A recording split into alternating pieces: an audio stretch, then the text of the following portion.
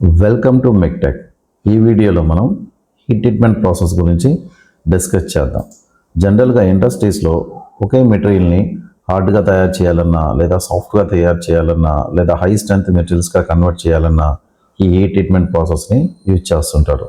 Heat treatment process ఎలా చేయాలి, అందులో ఉన్న డిఫరెంట్ స్టేజెస్ ఏంటి, ఈ ఇన్ఫర్మేషన్స్ ఈ వీడియోలో డిస్కస్ చేద్దాం. హీట్ ట్రీట్మెంట్ అంటే ఒక సిస్టమేటిక్ వేలో మెటీరియల్ని హీట్ చేయటం, అలాగే కూల్ చేసే ప్రాసెస్ని మనం హీట్ ట్రీట్మెంట్ అని చెప్పవచ్చు. మెయిన్గా హీట్ ట్రీట్మెంట్ చేయడం వల్ల మెయిన్ అడ్వాంటేజ్ ఏంటంటే అందులో ఉన్న ఇంటర్నల్ స్ట్రెస్సెస్ రిలీవ్ అవుతాయి, అలాగే మెటీరియల్ ఫైనల్ అప్లికేషన్స్కి యూస్ఫుల్ మెటీరియల్గా కన్వర్ట్ అవుతుంది. దీనివల్ల మెటీరియల్ యొక్క ప్రాపర్టీ ఇంప్రూవ్ అవటమే కాదు, మెటీరియల్ని మనం ఫైనల్గా వాడుతున్నప్పుడు అందులో ఉన్న స్ట్రెస్సెస్ రిలీవ్ అవుతుంది కాబట్టి ఎలాంటి కాంప్లికేషన్స్ లేకుండా మనం వాడుకోవచ్చు. హీట్ ట్రీట్మెంట్ ఎలాంటి మెటీరియల్స్కి చేస్తారంటే ఆల్మోస్ట్ ఆల్ ఇండస్ట్రీస్లోనే కాదు, మన డైలీ లైఫ్లో యూజ్ చేసే ప్రోడక్ట్స్ అన్నింటిలో కూడా కంపల్సరీగా హీట్ ట్రీట్మెంట్ చేసిన కాంపోనెంట్స్ లేదా హీట్ ట్రీట్మెంట్ చేసిన ప్రోడక్ట్స్ని మనం యూజ్ చేస్తాం. ఎందుకంటే హీట్ ట్రీట్మెంట్ చేయకపోతే మెటీరియల్ మనం వాడుతున్నప్పుడు లేదా ఫైనల్ అప్లికేషన్స్ అప్పుడు కంపల్సరీగా దాని స్ట్రెస్ రిలీవ్ చేయడానికి ట్రై చేస్తూ ఉంటాయి. దానికి suitable environment, temperature, pressures create అయినప్పుడు మెటీరియల్ ఇమీడియట్గా ఫెయిల్ అయ్యే ఛాన్సెస్ చాలా ఎక్కువ ఉంటాయి. ఇక్కడ ఇండికేట్ చేసినట్టు స్పేస్ ఇండస్ట్రీస్లో, డిఫెన్స్ సెక్టర్స్లో, ఫౌండరీలో, పౌడర్ మెటలర్జీ ఇండస్ట్రీస్లో, ఇలా ఆల్మోస్ట్ ఆల్ అన్ని సెక్టర్స్లో కూడా కంపల్సరీగా హీట్ ట్రీట్మెంట్ ప్రాసెస్ని ఫాలో అవుతూ ఉంటారు. మెయిన్గా different stages or steps in heat treatment is the first one is the heating. మెటీరియల్ని ఇనిషియల్గా హై టెంపరేచర్ వరకు హీట్ చేస్తారు. తర్వాత ఒక పర్టికులర్ టైం వరకు అదే టెంపరేచర్ దగ్గర కాసేపు హోల్డ్ చేస్తాం. ఎందుకంటే అలా హోల్డ్ చేయడం వల్ల మెటీరియల్ లోపల ఆ టెంపరేచర్ యూనిఫామ్గా డిస్ట్రిబ్యూట్ అవుతుంది, అంటే హోమోజీనియస్ టెంపరేచర్ మెయింటైన్ అవుతుంది. తర్వాత డిఫరెంట్ మెథడ్స్లో కూలింగ్ చేస్తాం. కూలింగ్ చేయడానికి మనకు డిఫరెంట్ వేస్ ఉన్నాయి. ఎయిర్ కూలింగ్ చేయొచ్చు, లేదా ఫర్నేస్లో పెట్టి చాలా స్లోగా కూల్ చేయొచ్చు, లేదా సడన్గా వాటర్లో కూల్ చేయొచ్చు. ఇలా డిఫరెంట్ మెథడ్స్ ఫాలో అవుతూ కూలింగ్ చేస్తుంటారు. ఈ సిస్టమేటిక్ స్టెప్స్ని మనం హీట్ ట్రీట్మెంట్ ప్రాసెస్ అని అంటాం. Types of heat treatment. ఇండస్ట్రీస్లో హీట్ ట్రీట్మెంట్ని డిఫరెంట్ మెథడ్స్ ఫాలో అయ్యి హీట్ ట్రీట్మెంట్ చేస్తుంటారు. If you consider the annealing process, ఈ అనీలింగ్ ప్రాసెస్లో మెటీరియల్ని హై టెంపరేచర్ వరకు హీట్ చేసి తర్వాత దాన్ని అదే ఫర్నేస్లో ఉంచి స్లోగా కూల్ చేస్తారు. ఇలా స్లో ఫర్నేస్ కూలింగ్ చేయడం వల్ల మెటీరియల్కి డక్టిలిటీ ప్రాపర్టీ ఇంప్రూవ్ అవుతుంది, అంటే సాఫ్ట్గా మెటీరియల్ కన్వర్ట్ అవుతుంది. నెక్స్ట్ ప్రాసెస్ ఏంటంటే నార్మలైజింగ్ ప్రాసెస్. ఈ నార్మలైజింగ్ ప్రాసెస్లో మెటీరియల్ని హీట్ చేసిన తర్వాత, అంటే హై టెంపరేచర్ వరకు హీట్ చేసి తర్వాత దాన్ని ఎయిర్లో ఉంచి కూల్ చేస్తాం. ఇలా ఎయిర్లో కూల్ చేయడం వల్ల మెటీరియల్ అనీలింగ్ కన్నా చాలా హార్డ్గా కన్వర్ట్ అవుతుంది. నెక్స్ట్ ప్రాసెస్ ఏంటంటే హార్డనింగ్ ప్రాసెస్. ఈ మెథడ్లో మెటీరియల్ని హై టెంపరేచర్ వరకు హీట్ చేసిన తర్వాత సడన్గా వాటర్లో ఉంచి కూల్ చేస్తారు. ఇలా సడన్ వాటర్ క్వించింగ్ కూలింగ్ చేయటం వల్ల మెటీరియల్ సాఫ్ట్ నేచర్ నుంచి ఇమీడియట్గా హార్డ్గా కన్వర్ట్ అయిపోతుంది. ఈ హార్డ్ నేచర్ వల్ల మెటీరియల్లో కొన్నిసార్లు ఇంటర్నల్ స్ట్రెస్సెస్ చాలా హై లెవెల్లో బిల్డప్ అవుతాయి. ఈ ఇంటర్నల్ స్ట్రెస్సెస్ని రిలీవ్ చేయడానికి యూజ్ చేసే సెకండరీ ప్రాసెస్ని మనం టెంపరింగ్ అని అంటుంటాం. టెంపరింగ్లో హార్డనింగ్ చేసిన స్టీల్ని మళ్ళీ కొంత టెంపరేచర్ వరకు రీహీట్ చేసి ఆ పర్టికులర్ టెంపరేచర్ దగ్గర కాసేపు హోల్డ్ చేసి తర్వాత రూమ్ టెంపరేచర్కి స్లోగా ఎయిర్లో కూల్ చేస్తుంటారు. ఈ టెక్నిక్ని మనం టెంపరింగ్ అంటారు. జనరల్గా టెంపరింగ్ అనేది కంపల్సరీగా హార్డనింగ్ చేసిన తర్వాత మాత్రమే చేస్తుంటారు. That is about types of heat treatment process. ఇప్పుడు ఈ ప్రాసెసెస్ గురించి కొంచెం డీటెయిల్గా చూద్దాం. First annealing process. ఈ అనీలింగ్ ప్రాసెస్ చేయటం వల్ల మెటీరియల్లో soft nature as well as ductility properties చాలా బెటర్గా ఇంప్రూవ్ అవుతుంటాయి. అంతేకాదు ఈ ప్రాసెస్లో మనకు ఇంటర్నల్ స్ట్రెస్సెస్ అన్నది మ్యాక్సిమం రిలీవ్ అయిపోతాయి. సో ఇంటర్నల్ స్ట్రెస్సెస్ జనరల్గా మనకు వెల్డింగ్ ప్రాసెస్ కానీ, క్యాస్టింగ్ కానీ, లేదా ఎనీ డిఫరెంట్ కోల్డ్ వర్కింగ్ చేస్తున్నప్పుడు స్ట్రెస్సెస్ మెటీరియల్లో బిల్డప్ అవుతూ ఉంటుంది due to because of that corresponding process. ఆ ప్రాసెస్లో మనం తయారు చేసినప్పుడు స్ట్రెస్సెస్ బిల్డప్ అవుతుంది కదా, దాన్ని రిలీవ్ చేయడానికి కూడా ఇది చాలా యూస్ఫుల్గా ఉంటుంది. ఈ ప్రాసెస్లో గ్రైన్స్, లోపల ఉన్న ఆటమ్స్, గ్రైన్స్ అన్నీ కూడా ఒక ప్రాపర్ స్ట్రక్చర్లో అరేంజ్ అవుతూ రీఫైన్ అవుతూ ఉంటాయి. అందుకని అనీలింగ్ ప్రాసెస్ని బెటర్ మిషనబిలిటీ కానీ బెటర్ ఫార్మబిలిటీ అంటే మెటీరియల్ని డిఫరెంట్ షేప్స్లో ఈజీగా కన్వర్ట్ చేసుకోవడానికి ఈ ప్రాసెస్ చాలా యూస్ఫుల్గా ఉంటుంది. Steps in annealing process. Annealing process జనరల్గా 3 స్టేజెస్లో చేస్తారు: heating, soaking and furnace cooling. ఈ 3 ప్రాసెస్ని విత్ ది హెల్ప్ ఆఫ్ గ్రాఫ్తో ఎక్స్ప్లెయిన్ చేస్తాను, ఒకసారి చూడండి. If you consider the steel మెటీరియల్ని తీసుకున్నట్లయితే రూమ్ టెంపరేచర్ దగ్గర స్టీల్కి పియర్ లైట్ స్ట్రక్చర్ ఉంటుంది. ఈ పియర్ లైట్ స్ట్రక్చర్ ఉన్న స్టీల్ని స్లోగా అబోవ్ క్రిటికల్ టెంపరేచర్ వరకు హీట్ చేస్తారు. అంటే 723 డిగ్రీ సెంటిగ్రేడ్ అనేది lower critical temperature for the steels. అంటే ఈ టెంపరేచర్ దగ్గర పియర్ లైట్ ఆస్టనైట్గా కన్వర్ట్ అవుతుంది. ఈ ట్రాన్స్ఫర్మేషన్ జరుగుతుంది కాబట్టి ఈ టెంపరేచర్ని మనం లోయర్ క్రిటికల్ టెంపరేచర్ అంటారు. ఇలా above lower critical temperature heat చేసిన తర్వాత స్టీల్ని ఈ పర్టికులర్ టెంపరేచర్ దగ్గర అలానే హోల్డ్ చేసి తర్వాత స్లోగా అదే ఫర్నేస్లో కూల్ చేస్తారు. ఇలా very slow cooling in furnace చేయటం వల్ల మనకు coarse pearlite structure form అవుతుంది. ఈ స్ట్రక్చర్ ద్వారా మనకు సాఫ్ట్ నేచర్ అంటే హై డక్టిలిటీ ప్రాపర్టీ మనం అచీవ్ చేయొచ్చు. When coming to the other different type of steels with respect to iron carbon diagram, ఇక్కడ ఏదైతే నేను మార్క్ చేస్తున్నానో it shows the iron carbon diagram for the steels. అంటే 2% వరకు carbon ఉంటే దాన్ని మనం స్టీల్స్ అని చెప్పవచ్చు. ఇందులో అట్ 0.83% దగ్గర మనకు యుటెక్టాయిడ్ రియాక్షన్ ఉంటుంది కాబట్టి దీన్ని యుటెక్టాయిడ్ స్టీల్ అంటారు. 0 to 0.83 మధ్యలో ఉన్న కార్బన్ పర్సంటేజ్ ఉన్న స్టీల్స్ని హైపోయుటెక్టాయిడ్ అని, 0.83 నుంచి 2% వరకు కార్బన్ ఉన్న స్టీల్స్ని హైపర్ యుటెక్టాయిడ్ స్టీల్స్ అంటారు.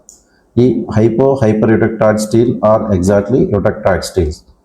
ఈ మెటీరియల్స్ని లేదా ఈ స్టీల్స్ని మనం హీట్ ట్రీట్మెంట్ చేసేటప్పుడు మెయిన్గా ఇక్కడ నేను మార్క్ చేస్తున్నట్లు ఈ టెంపరేచర్ రేంజ్ వరకు హీట్ చేయాల్సి ఉంటుంది.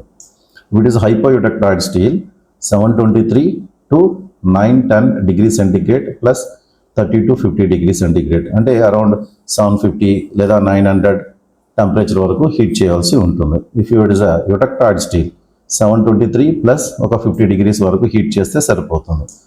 మనం హైపర్ యుటెక్టాయిడ్ స్టీల్స్కి అనీలింగ్ ట్రీట్మెంట్ ఇస్తున్నట్టయితే 723 ప్లస్ 30 to 50 డిగ్రీ సెంటిగ్రేడ్, అంటే జనరల్ యుటెక్టాయిడ్ స్టీల్స్కి ఏదైతే మనం హీట్ ట్రీట్మెంట్ చేస్తామో అదే టెంపరేచర్ రేంజ్ హైపర్ యుటెక్టాయిడ్ స్టీల్స్ కూడా మెయింటైన్ చేసుకుంటే మనకు అనీలింగ్ ప్రాసెస్ అన్నది పర్ఫెక్ట్గా హై సాఫ్ట్ నేచర్ మనకు బిల్డప్ అవుతుంది. దాని టైప్స్ ఆఫ్ అనీలింగ్ జస్ట్ మనం సాఫ్ట్నెస్ ఇంప్రూవ్ చేయటమే కాదు, ఇంటర్నల్ స్ట్రెస్సెస్ అంటే ప్రాసెస్ చేసేటప్పుడు మనకు క్రియేట్ అయ్యే ఇంటర్నల్ స్ట్రెస్సెస్ని రిలీవ్ చేయడానికి కూడా అనీలింగ్ ప్రాసెస్ని యూజ్ చేస్తుంటారు. సో ఈ అప్లికేషన్స్ బేస్ చేసుకొని అనీలింగ్లో డిఫరెంట్ టైప్స్ ఆఫ్ అనీలింగ్ని మనం చూడవచ్చు. ఫుల్ అనీలింగ్ అంటే it is a general annealing process, heating the material above lower critical temperature and holding at that particular temperature for sufficient time వరకు hold చేస్తాం, తర్వాత స్లోగా ఫర్నేస్లో కూల్ చేస్తాం. సో మనకు కోర్స్ పియర్ లైట్ అనే స్ట్రక్చర్ క్రియేట్ అవుతుంది in full annealing process. Next isothermal annealing process అంటే మెటీరియల్ని ఫుల్ అనీలింగ్ లానే అబోవ్ లోయర్ క్రిటికల్ టెంపరేచర్ వరకు హీట్ చేస్తారు. తర్వాత అక్కడి నుంచి ర్యాపిడ్గా 600 to 700 డిగ్రీ సెంటిగ్రేడ్ దగ్గర దాన్ని ట్రాన్స్ఫర్మేషన్ అంటే బిలో 723 డిగ్రీ సెంటిగ్రేడ్ దగ్గర ఆస్టనైట్ ఫేజ్ పియర్ లైట్గా ట్రాన్స్ఫర్మేషన్ జరుగుతుంది. ఈ ఇన్ఫర్మేషన్ మీరు ఐరన్ కార్బన్ డయాగ్రామ్ లేదా టీటీడీ డయాగ్రామ్స్లో అబ్జర్వ్ చేయొచ్చు. మన ఛానల్లో ఈ వీడియో ఇండికేట్ చేస్తున్నాం ఈ ఇన్ఫర్మేషన్స్ గురించి. ఒకసారి ఐరన్ కార్బన్ డయాగ్రామ్ వీడియోని ఒకసారి అబ్జర్వ్ చేయండి. ఇలా 600 లేదా 700 మధ్యలో ఏదో ఒక టెంపరేచర్ దగ్గర ట్రాన్స్ఫర్మేషన్ అలో చేసినట్లయితే, అంటే ట్రాన్స్ఫర్మేషన్ జరిగేటప్పుడు టెంపరేచర్ వ్యారీ చేయకుండా 600 కానీ 650 కానీ 700 దగ్గర అలానే ఉంచేస్తే ట్రాన్స్ఫర్మేషన్ దట్ ఈస్ ఆస్టనైట్ నుంచి పియర్ లైట్గా ట్రాన్స్ఫర్మేషన్ జరుగుతుంది. ఇలా చేయటం వల్ల మైక్రోస్ట్రక్చర్ అన్నది యూనిఫామ్గా ప్రొడ్యూస్ అవటమే కాదు, ఈ ప్రాసెస్ కూడా కొంత స్పీడప్ అవుతుంది. యాజ్ వెల్ యాజ్ ఫుల్ అనీలింగ్లో వచ్చే సేమ్ ప్రాపర్టీ ఈ ప్రాసెస్లో కూడా మనం అచీవ్ చేయొచ్చు. Next stress relieve annealing process. ఇక్కడ మెటీరియల్ని అబోవ్ క్రిటికల్ టెంపరేచర్ కాకుండా జస్ట్ 500 to 650 డిగ్రీ సెంటిగ్రేడ్ వరకు, అంటే బిలో లోయర్ క్రిటికల్ టెంపరేచర్లోనే హీట్ చేస్తాం. తర్వాత స్లోగా ఫర్నేస్లో ఉంచి కూల్ చేస్తారు. ఇది మెయిన్గా ఏంటంటే మెటీరియల్ లోపల ఉన్న స్ట్రెస్సెస్ని రిలీవ్ చేయడానికి, అంటే క్యాస్టింగ్ కానీ వెల్డింగ్ కానీ మిషనింగ్ కానీ చేసినప్పుడు లోపల స్ట్రెస్సెస్ బిల్డప్ అవుతుంటాయి మెటీరియల్స్. దీన్ని రిమూవ్ చేయడానికి మనం స్ట్రెస్ రిలీవ్ అనీలింగ్ ప్రాసెస్ని ఫాలో అవుతారు. Then coming to the process annealing process. ఇందులో కూడా మెటీరియల్ని జస్ట్ 550 to 650 డిగ్రీ సెంటిగ్రేడ్ వరకు హీట్ చేస్తాం. అంటే ఇందులో కూడా లోయర్ క్రిటికల్ టెంపరేచర్ వరకు హీట్ చేసి తర్వాత దాన్ని స్లోగా ఎయిర్లో కూల్ చేస్తారు. ఇక్కడ మెయిన్ ఏంటంటే డక్టిలిటీ ప్రాపర్టీని రీస్టోర్ చేసుకోవటం, ఎస్పెషలీ ఫర్ ది లో కార్బన్ స్టీల్స్కి ఇలా ప్రాసెస్ అనీలింగ్ ట్రీట్మెంట్ చేస్తారు. జనరల్గా కోల్డ్ వర్క్ కానీ లేదా మెటీరియల్ని హ్యామరింగ్ చేసి లేదా లోడ్ అప్లై చేసి వేరే షేప్స్లోకి కన్వర్ట్ చేసినప్పుడు స్ట్రెస్సెస్ని ఎక్కువ దట్ ఈస్ లోపల క్రియేట్ అవుతుంది కాబట్టి దాన్ని రెడ్యూస్ చేయడానికి ప్రాసెస్ అనీలింగ్ ప్రాసెస్ యూజ్ చేసి స్ట్రెస్ రిలీవ్ చేస్తారు. Then spheroidized annealing process. ఇందులో మెటీరియల్ని అరౌండ్ 650 to 700 డిగ్రీ సెంటిగ్రేడ్ వరకు హీట్ చేసి ఆ టెంపరేచర్లో అలానే కాసేపు హోల్డ్ చేస్తారు. ఇలా చేసి తర్వాత స్లోగా కూల్ చేస్తాం. 650 to 700 అంటే మెటీరియల్ ట్రాన్స్ఫర్మేషన్ జరగడానికి రెడీగా ఉంటుంది. ఈ స్టేజ్లో మెటీరియల్ని కాసేపు అలానే హోల్డ్ చేయడం వల్ల లోపల మనకు యూనిఫామ్ స్ట్రక్చర్ ఫామ్ అవుతుంది. అంటే మెటీరియల్ ట్రాన్స్ఫర్మేషన్ జరగడానికి రెడీగా ఉంటుంది కాబట్టి ఆ స్టేజ్లో మెటీరియల్ లోపల ఉన్న పియర్ లైట్ అన్నీ కూడా స్పియర్ షేప్స్లోకి కన్వర్ట్ అవుతూ ఉంటాయి. అందుకని దీన్ని స్పిరిడైజ్డ్ అనీలింగ్ ప్రాసెస్ అంటారు. Applications of different types of annealing process. So different type of applications base చేసుకొని ఏ టైప్ ఆఫ్ అనీలింగ్ ప్రాసెస్ అయితే దానికి సూటబుల్గా ఉంటుందో ఇప్పుడు చూద్దాం. ఫుల్ అనీలింగ్ అన్నది సాఫ్ట్ స్టీల్స్ కావాలన్నా లేదా మిషనబిలిటీ ప్రాపర్టీ ఇంప్రూవ్ చేయాలంటే especially for the forging, casting, structural స్టీల్స్కి ఎక్కువ ఫుల్ అనీలింగ్ ప్రాసెస్ని యూజ్ చేస్తుంటాం. ఐసోథర్మల్ అనీలింగ్ మెయిన్గా యూజ్ చేసేది alloy steels, especially for thick sections. బాగా థిక్ సెక్షన్స్ ఉన్న మెటీరియల్స్లో యూనిఫామ్ స్ట్రక్చర్ ఫామ్ అవ్వాలి కాబట్టి మెటీరియల్ని కాన్స్టెంట్ టెంపరేచర్ దగ్గర అనీలింగ్ ప్రాసెస్ కన్వర్ట్ చేస్తారు. దాని స్ట్రెస్ రిలీవ్ అనీలింగ్ జనరల్గా welding, casting, machining, cold working ఇవన్నీ చేసిన తర్వాత మనకు క్రియేట్ అయ్యే స్ట్రెస్సెస్ని రిలీవ్ చేయడానికి స్ట్రెస్ అనీలింగ్ ప్రాసెస్ని యూజ్ చేస్తాం. స్పిరిడైజ్డ్ అనీలింగ్ ప్రాసెస్ ఎప్పుడు యూజ్ చేస్తుంటారంటే especially to improve the machinability of high carbon steels. Carbon steel అంటే స్టీల్లో కార్బన్ పర్సంటేజ్ ఎక్కువ ఉన్న కాంపోజిషన్ని మనం ఇంకా సాఫ్ట్గా కన్వర్ట్ చేయాలంటే స్పిరిడైజ్డ్ అనీలింగ్ ప్రాసెస్లో యూజ్ చేస్తారు.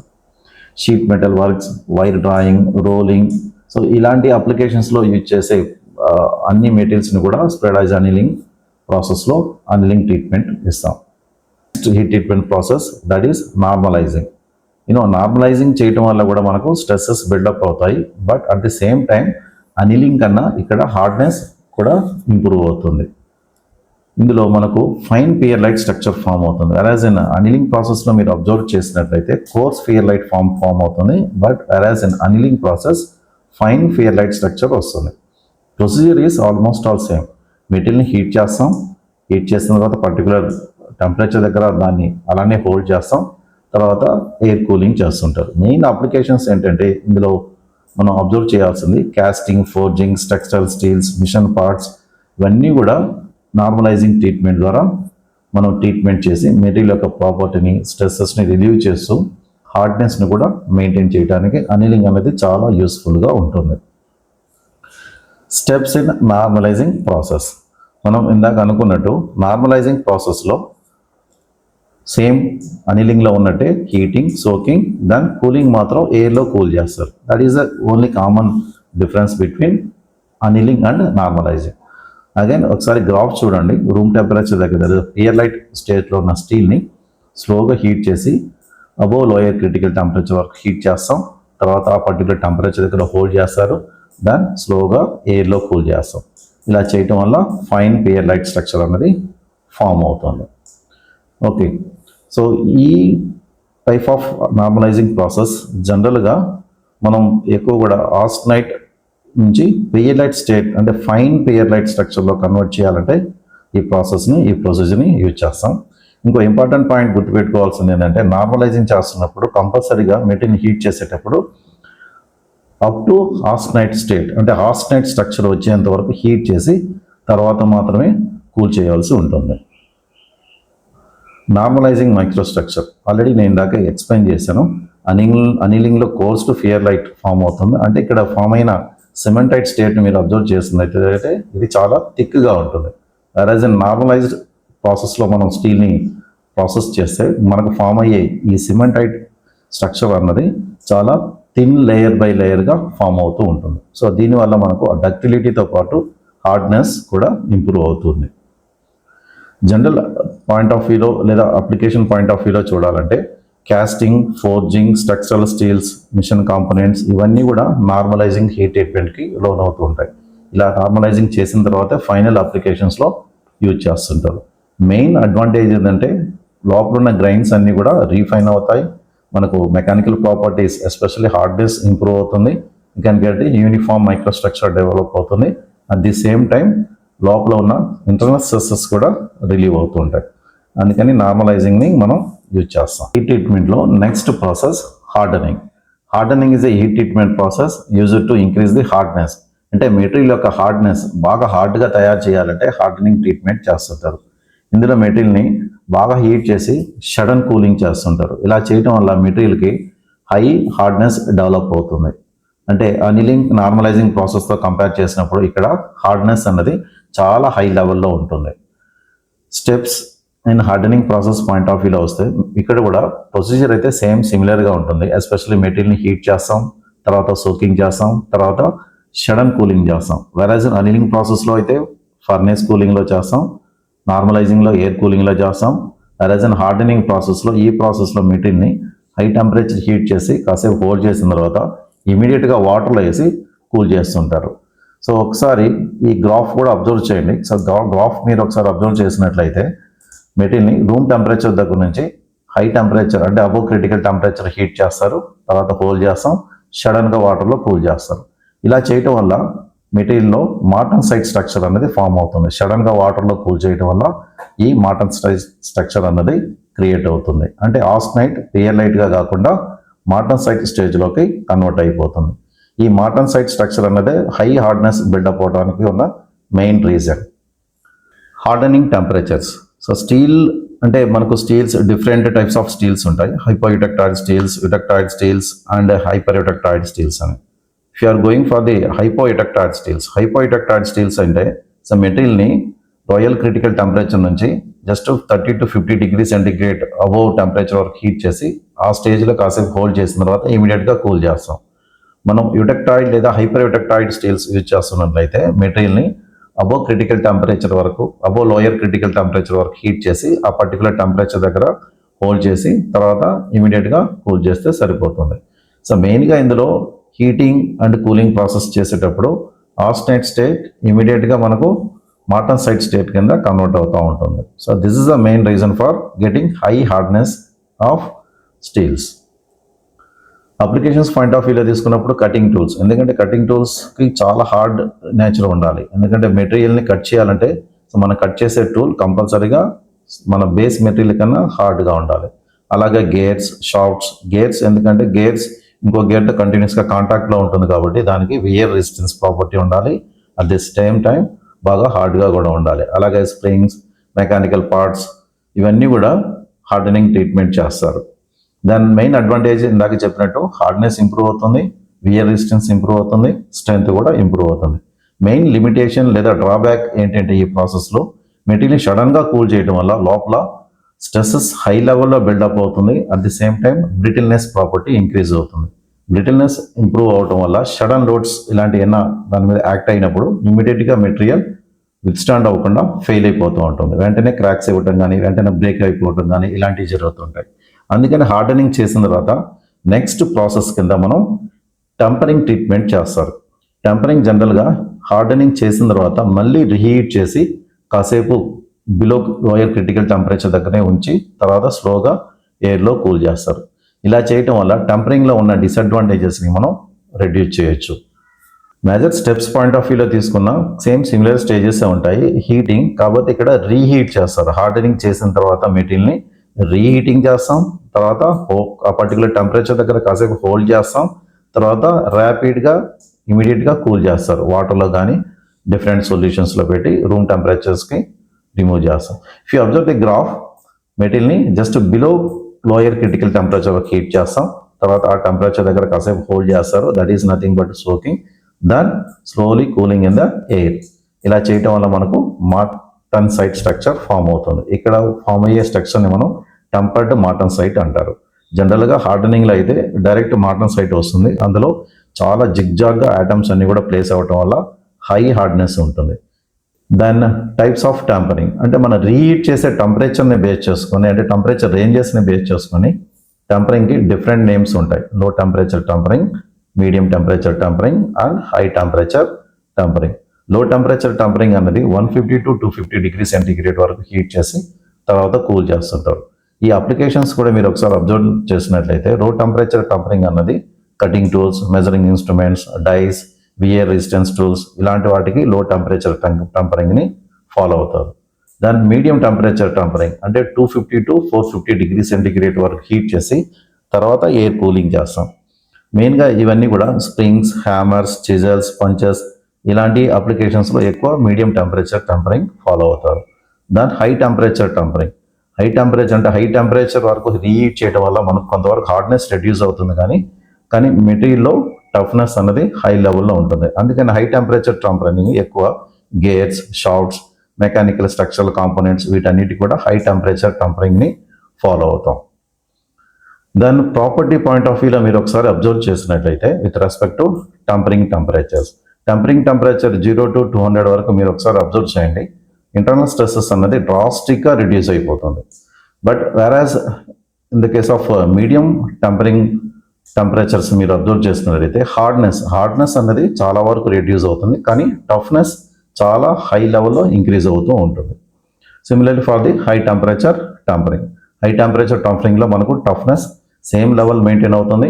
హార్డ్నెస్ రెడ్యూస్ అయినా టఫ్నెస్ ఉంటుంది కాబట్టి ఇంపాక్ట్ లోడ్స్ని కూడా అది విత్స్టాండ్ చేసుకోగలదు. అలాగే ఇంటర్నల్ స్ట్రెస్సెస్ అనేవి కూడా చాలా లో లెవెల్లో ఉంటాయి. So these are about variations of mechanical properties with respect to tempering temperatures. So that is about heat treatment process. Thank you for watching. ఇలాంటి ఇంజనీరింగ్ టాపిక్స్ కోసం ఇప్పుడే మన ఛానల్ని సబ్స్క్రైబ్ చేసుకోండి.